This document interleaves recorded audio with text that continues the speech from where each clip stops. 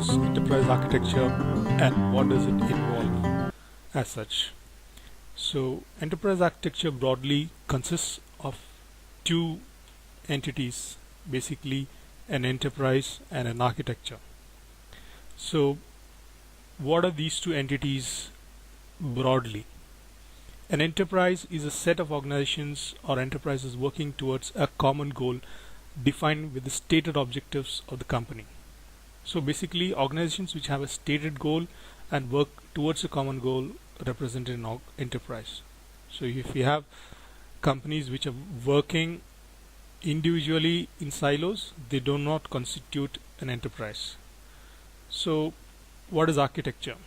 Architecture, as we know historically, is the art and science of building buildings, large structures, arrangement of parts.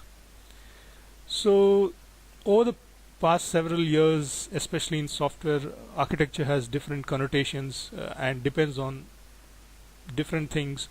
It used to convey different things when you refer to it in different contexts. What happens with let us say you have previously you had doctors who were good at only administering medicines and they were called doctors, but these days you have doctor of science, doctor of philosophy, and so on. So similarly, architecture has undergone several changes in its meaning, and these days you have various kind of architects working in industries, in IT especially. You have a hardware architect, a software architect, a platform architect, a performance architect, an enterprise architect, a security architect, a UI architect, a data architect, and so on. So and let us look a little bit on what is an enterprise and what are different types of enterprises. So you can actually have a private enterprise.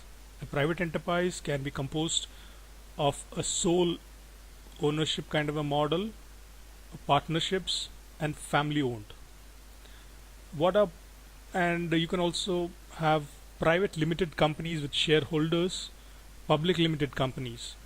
So these are the two other things. And what constitutes an enterprise? Enterprise can be large and complex, and the models associated with this discipline is also equally complex.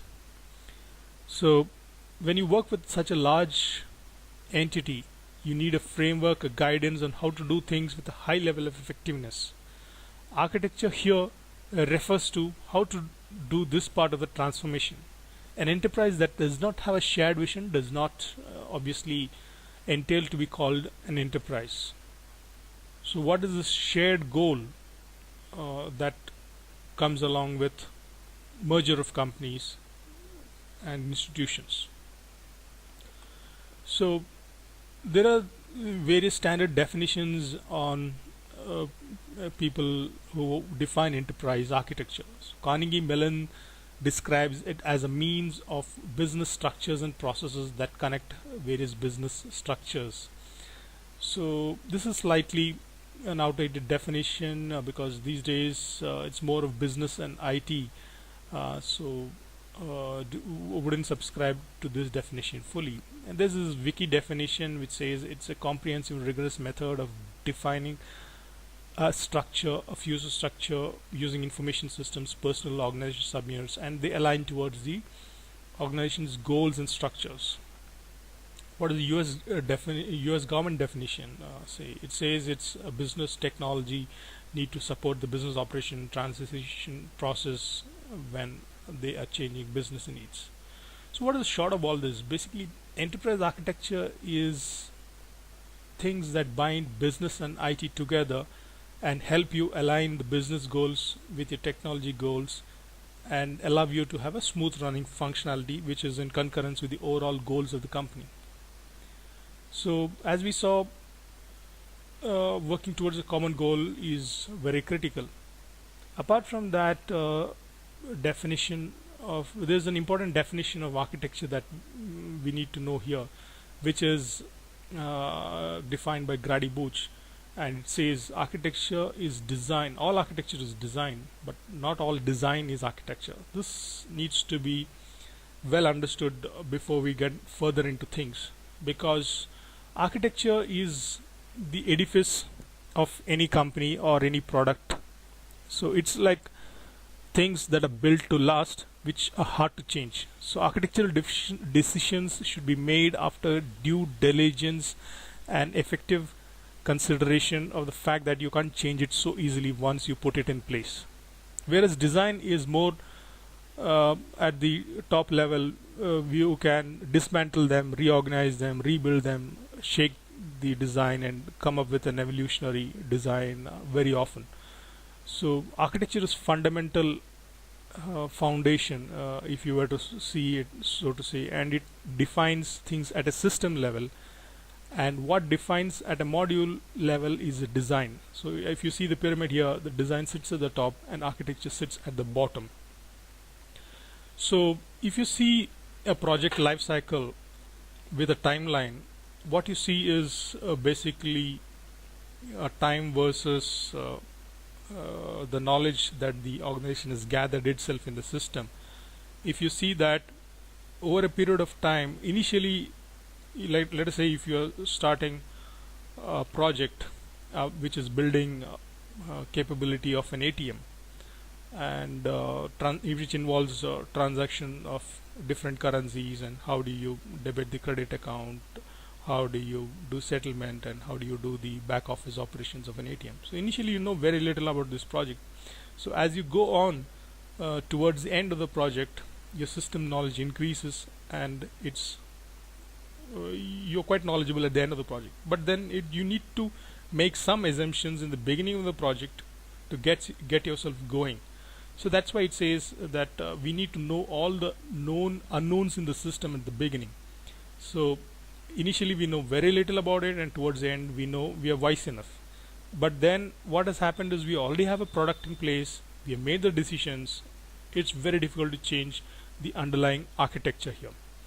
So this needs a lot of extensive amount of design capability and architecture knowledge, using which you can design systems well, so that they become evolutionary in nature and they don't represent one big upfront design, which is a failed model when it comes to waterfall. So if you look at Frederick Brooks, the famous author of the book Mythical Man Month, what he says is, once you do a product, by the time you've reached the end of the life cycle, you have enough knowledge to rebuild the product from scratch. So he says this knowledge actually comes, it's almost like rewriting to get a better product, which is also true. And but you've already done so much of investment. So what he tries to say is that towards the end of the project, you have so much of knowledge accumulated in yourself to make better decisions. So we keep feeding this knowledge into the knowledge bank and then evolve from there. So, and there are more elaborations of this definition. Basically what it means is we should be having the cost benefit in mind when you're managing operations on a large scale within a specified budget. So architecture also shows you the ways in which you can it doesn't say that you have to document everything in an organization from the nuts and bolts in a large organization. What it says is it provides you with years of distilled knowledge on taking important decisions on how to do things.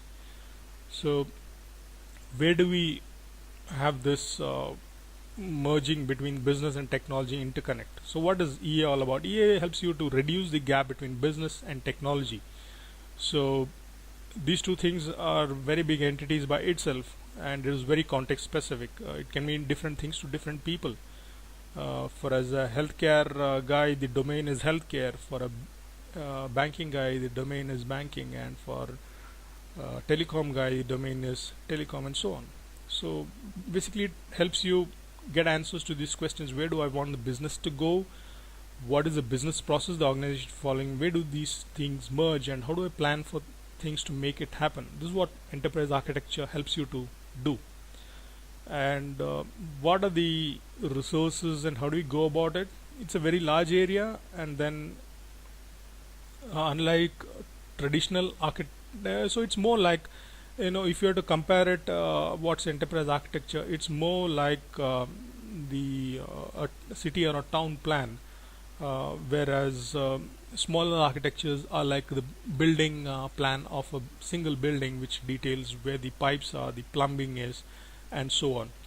So if you look at it as a big city plan, so this broadly defines what is enterprise architecture. You have various houses, and you have houses which have permission to build 2 stories, 3 stories, 4 stories, and some houses are part of commercial complexes, some are in residential areas, and there are different rules on governing how houses should be built, which are close to the airport, which are far away from the airport, what kind of plumbing should be done, what kind of telephone lines should be laid in place, and so on.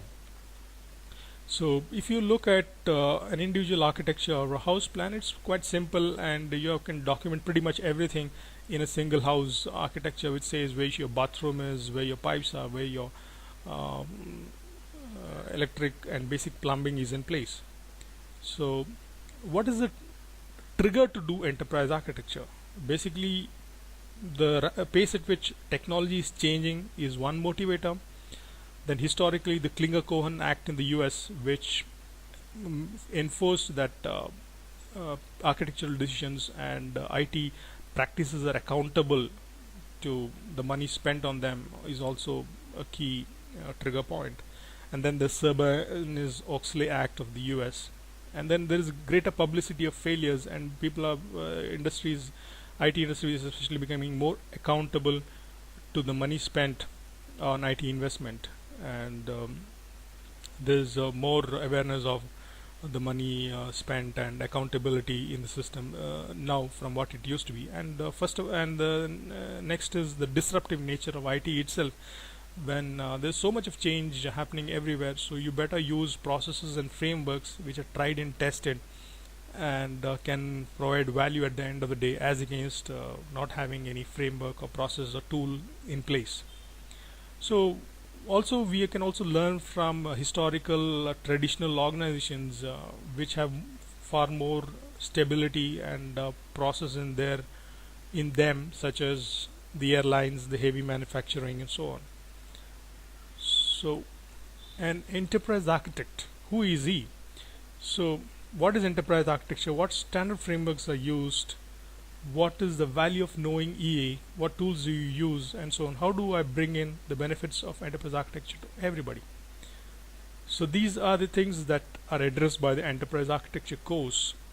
And architecture with a plan versus a plan that just happened. So imagine you're constructing the dome of a small house. So it's the complexity involved in making that happen. The engineering decisions are far more simpler than if you were to build the dome of a big skyscraper or a cathedral.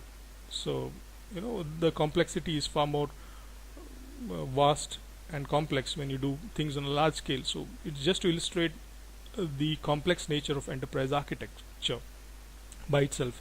So it is like when you do a simple wayside bridge, you don't need an engineer, a structural engineer, to tell you where to what should be the tensile strength of the steel, and what should be the building blocks, and how should they be laid out. But whereas you're looking at a big skyscraper or a big hanging bridge, it's like an engineering marvel, masterpiece of engineering. So it needs far more decisive structural engineers worth their metal to build one of that nature. So similar is the complexity of enterprise architectures in IT systems. So thanks for watching, and for more videos you can log into www.eternity.com and request training from Eternity. Thanks for watching.